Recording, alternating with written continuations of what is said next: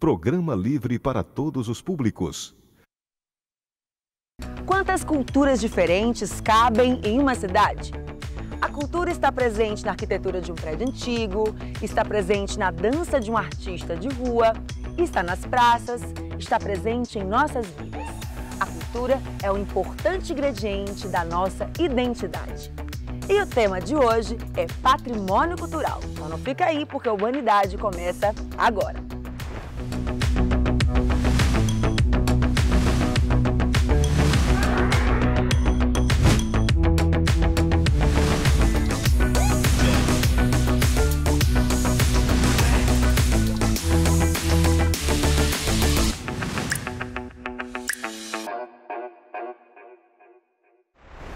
O nosso patrimônio cultural fala muito mais sobre nós do que imaginamos.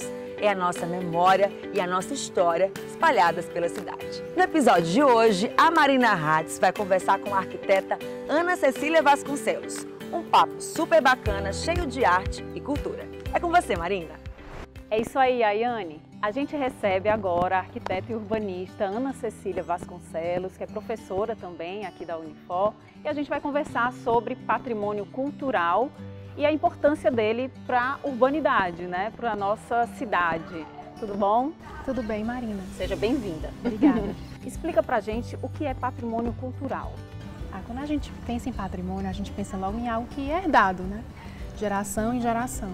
Então, o patrimônio cultural, ele tem a ver com os bens materiais e imateriais que devem ter um interesse coletivo e que sejam tão importantes que devem ser perpetuados, passados de geração em geração.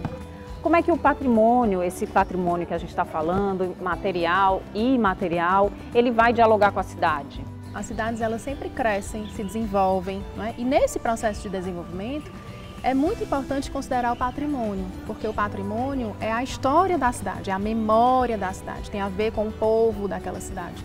Então não é possível ter uma cidade sem ter algo que lembre aquela história, né? Então é importante demais considerar no desenvolvimento da cidade o seu patrimônio, seja ele material ou imaterial. E como fazer para preservar esses patrimônios? A gente tem que contar, por exemplo, com a legislação, não é? Que seja cumprida, uma legislação eficaz. Precisamos também de uma educação patrimonial, não é? Então a educação patrimonial não é um acessório, ela deveria também estar perpassando a educação como um todo, da criança, indo para o jovem, para os idosos. E assim também as políticas públicas, também não ser um acessório, né? Estar assim, na transversalidade das políticas públicas. Não é? Então nós temos os instrumentos também. E assim, no nosso caso no Brasil, é importante também assim, essa prioridade, né? Dar prioridade e assim também a combater assim, a falta de recursos para a preservação, né? E a conservação dos bens. Aqui no Urbanidade a gente já mostrou uma galera que mistura audiovisual com prédios antigos. É uma técnica que chama videomapping. Olha só.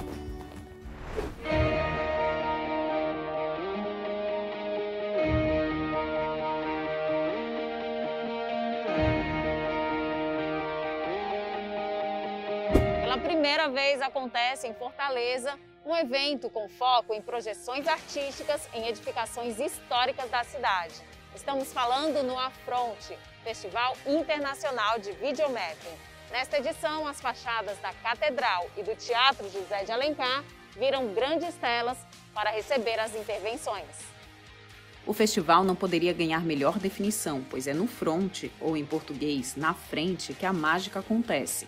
O A vem para trazer a ideia do afronte, de questionar narrativas estabelecidas na cidade.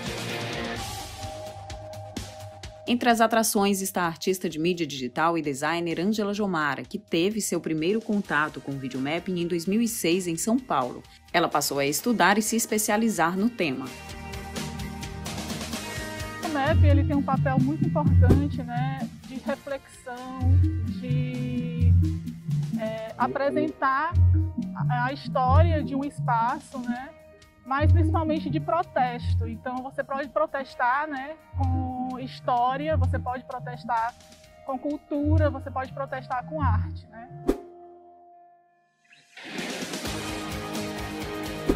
Então ele tem esse papel de convidar as pessoas, chamar as pessoas, né, e colocar elas dentro desse ambiente que pode ser de protesto, de reflexão, né? No caso aqui a gente vai apresentar a arte, né? A gente vai apresentar um pouco da história do Teatro José de Alencar.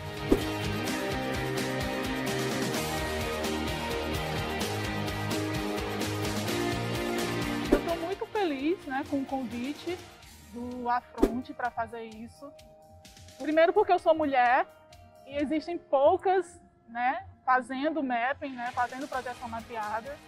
E aí representar isso me deixa muito feliz, né? Segundo porque é um ambiente artístico, né? Então, onde você pode levar a história, né, do teatro para as pessoas e quem sabe até através disso, né, fazer com que elas se aproximem, né, do patrimônio, né, do teatro e da arte, né, de fazer teatro. O cineasta Valentino Cabanilas também está na programação do evento. Ele encontrou no videomapping uma nova forma de trabalhar o audiovisual a partir de experiências com a videoarte, onde passou a enxergar o projetor não só como ferramenta técnica, mas recurso para trabalhar uma narrativa. Ver Fortaleza com 2 festivais de mapping é uma coisa incrível, assim, é uma luta que a gente vem travando, eu e o Grilo também está há muitos anos nessa batalha. E, cara, ver artistas de fora trabalhando para a gente iluminar Fortaleza com os nossos projetores é incrível. Eu não poderia estar mais em êxtase do que eu estou agora. E poder estar projetando na Catedral, que é uma arquitetura tão emblemática da cidade. É um momento de maturidade da gente, entendeu? Tanto eu como o Grilo, como outros, Leguiza, tem vários outros, a gente vem construindo isso, vem lutando, buscando espaço nas artes visuais daqui. E, cara, isso só mostra que isso está dando certo, que essa entrega está dando certo. O festival também contou com a participação de artistas que não são de Fortaleza, como o mineiro Ricardo Cansado, que hoje mora em Barcelona. Ele participou de movimentos pioneiros no mapping. Para Fortaleza, veio representando o coletivo Darklight Studios, que reúne artistas audiovisuais para projetos e festivais de videomapping. O mapping sempre tem essa proposta de diálogo, né, com um patrimônio, né, com um edifício, com todos os elementos, né, que constroem, por exemplo, o teatro que a gente projetou e também a catedral.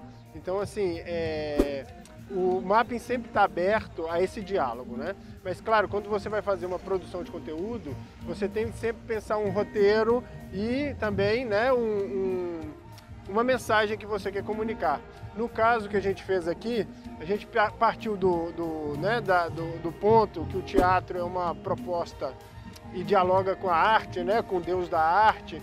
Então a gente convocou um grupo de artistas brasileiros, a gente convocou mais de 10 VJs brasileiros para ajudar a produzir um mapping bastante nesse foco, nesse rumo, né, que era um mapping para dialogar com os deuses da arte, né, um mapping bastante aberto, mas que tinha esse foco gráfico, visual e conceitual de estar dialogando com a arte, que era o teatro que a gente projetou e que, claro, a gente quis iluminar e quis fazer essa referência conceitual e figurativa, né, que a gente trabalha com vários elementos e simbologias que resgatam a importância e a urgência da arte nesse momento da pandemia, né? Uma das questões muito importantes para a gente, quando a gente foi propor esse projeto e para iniciar toda a animação e a parte criativa, foi trabalhar com essa ideia de resgate e também de convocar novos artistas, né?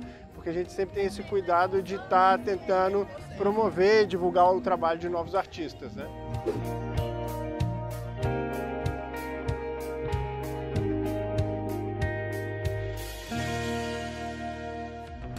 O programa Urbanidade faz uma pausa, mas voltamos já.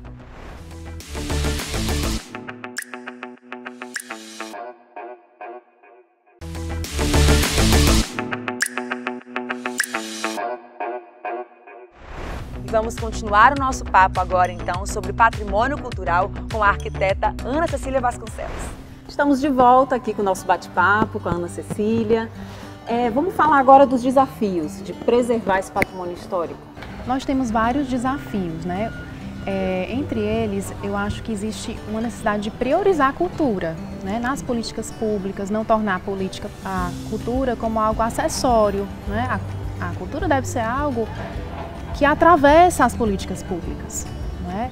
E outra coisa também eu acho importante falar é sobre a legislação, né? Então, assim, a legislação, nós temos leis, nós temos instrumentos, mas assim, que se cumpram, que se apliquem de fato essas leis, esses instrumentos, é um desafio também.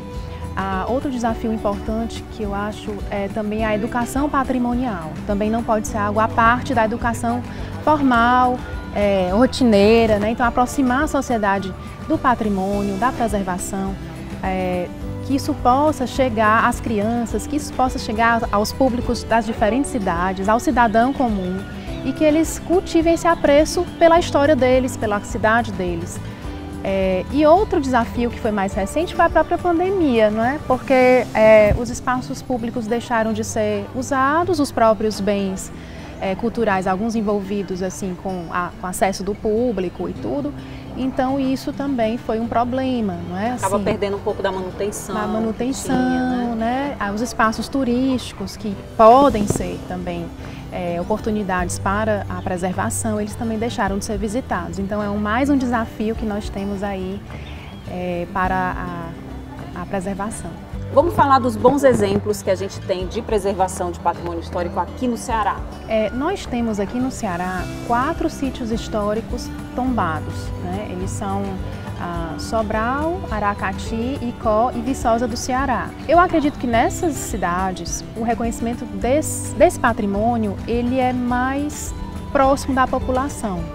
Tá? Mas mesmo assim eles enfrentam muitos problemas de falta de recursos, a falta de manutenção desses espaços, a necessidade de uma educação patrimonial continuada, né? E em Fortaleza a gente poderia falar de alguns bens isolados, né? Não são grandes áreas, né? A gente tem, por exemplo, o Museu da Indústria, que hoje abriga esse uso, né? Recebe várias pessoas diferentes, ele teve uma intervenção também muito interessante.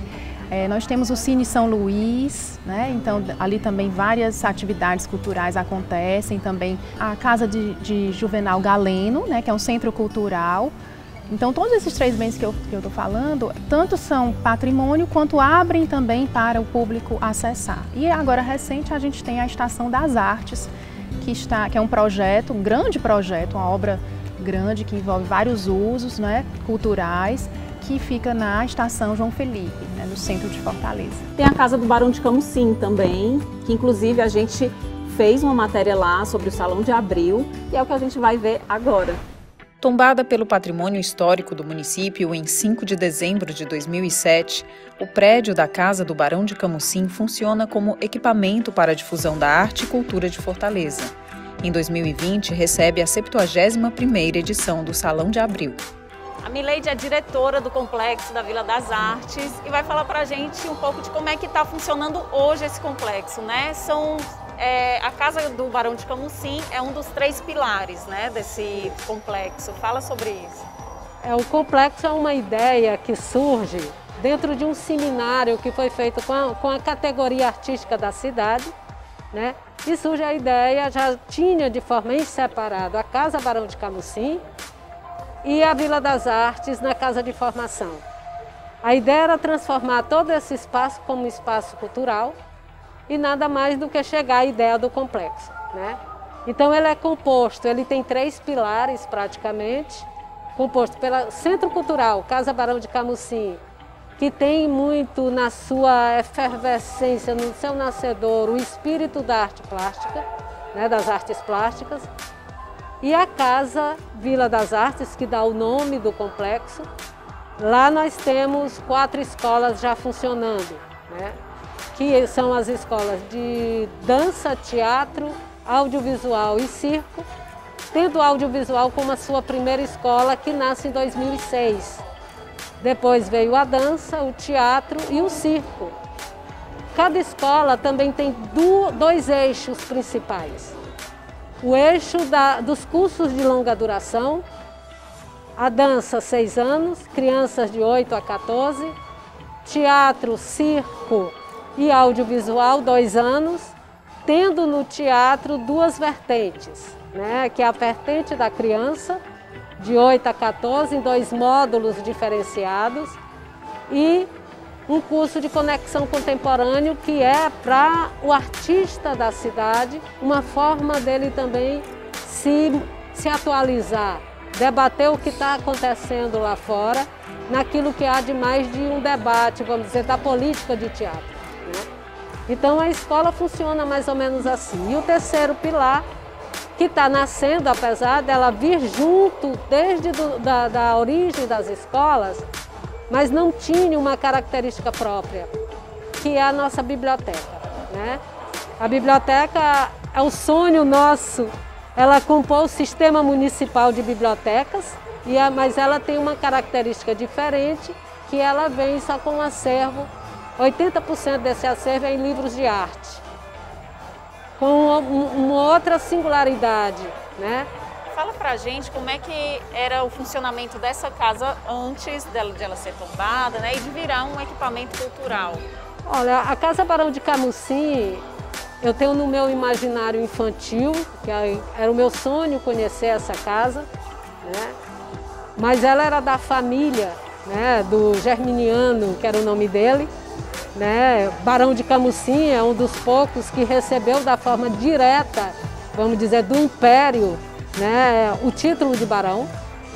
Então aqui era a residência deles, que constrói a casa para a esposa e a casa a casa para a filha e a casa para os netos, aqui ao lado, né? E a casa ela sempre teve esse ar do receber.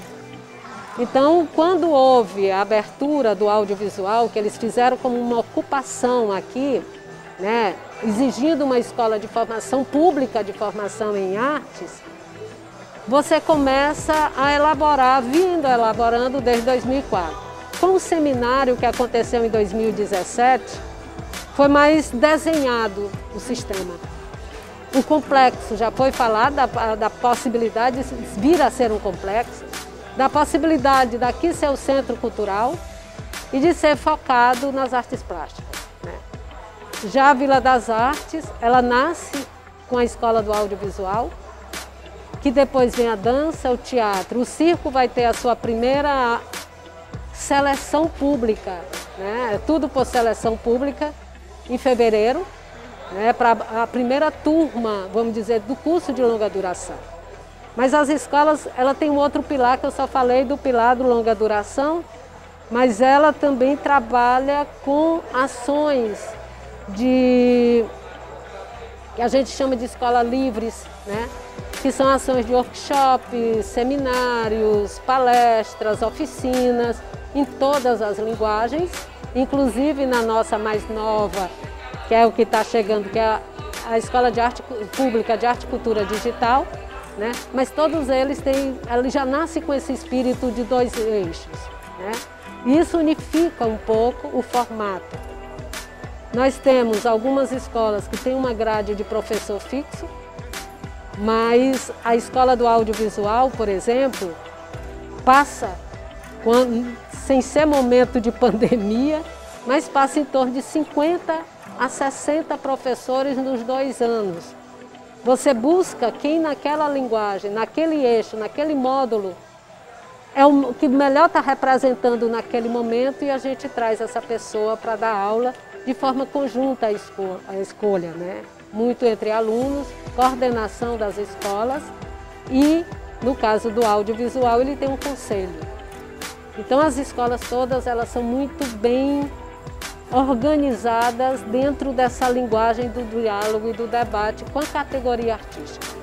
No final do século XIX, o então Barão de Camusim, depois de morar alguns anos em Paris, voltou para Fortaleza com a família e decidiu construir, aos moldes do Renascimento Europeu, esta casa, que hoje é um dos prédios arquitetônicos mais antigos da cidade. O que será que pensam os artistas que estão expondo no Salão de Abril sobre o uso do prédio para a cultura? A criação dessa casa, Barão de Cambuci, foi uma das maravilhas que o prefeito, graças a Deus, inventou, porque os artistas do Ceará não tinham lugar para expor, essa que é a verdade. E eu acho que essa casa, ela é muito espaçosa. Eu não sei se tem curso de pintura aqui, mas estava precisando de um lugar desse para os artistas do Ceará.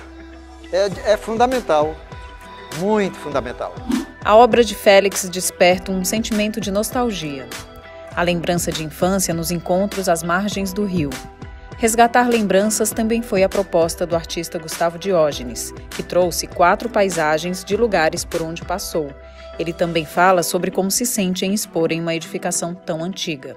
Para mim é muito, assim, é um prazer muito grande, porque não só estar participando do Salão de Abril, né? Que o Salão de Abril foi uma surpresa muito grande ter entrado mais uma vez, mas estando aqui principalmente nessa casa, que é um patrimônio, na cidade que eu nasci, e ter toda essa importância histórica. A casa tem uma aura, né? Tem toda uma energia diferente que a gente sente. É uma casa muito grande, se você entrar aqui a gente sente uma energia, então lembra um pouco até a Pinacoteca lá de São Paulo, né?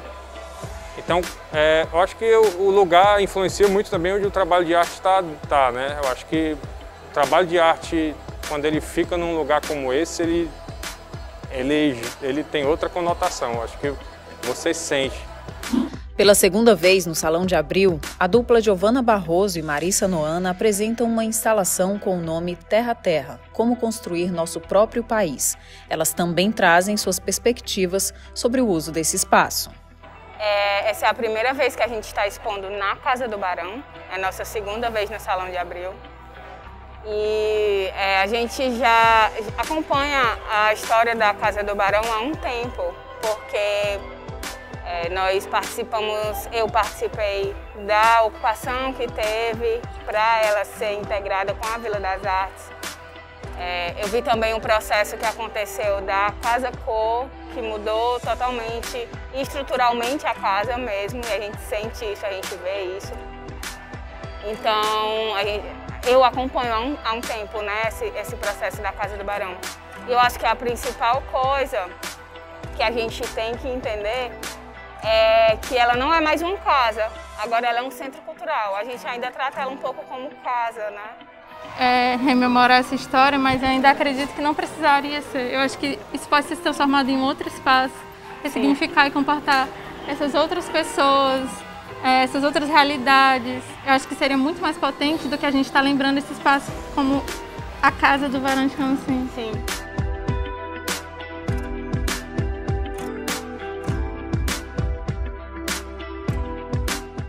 Como é que o patrimônio imaterial dialoga com a cidade? Muitas manifestações imateriais, né, assim como celebrações, festividades, elas precisam de um espaço apropriado para aquilo, não é? Então, por exemplo, a festa do Pau da Bandeira, que acontece em Barbalha, né, no mês de Santo Antônio, acontece no entorno da igreja. Então, aquele espaço da cidade reúne pessoas, não é? E ainda mais esse ofício, essa manifestação, que é a celebração do Pau da Bandeira. A gente estava falando agora há pouco de legislação. A gente está bem amparado em termos de legislação para proteger os patrimônios?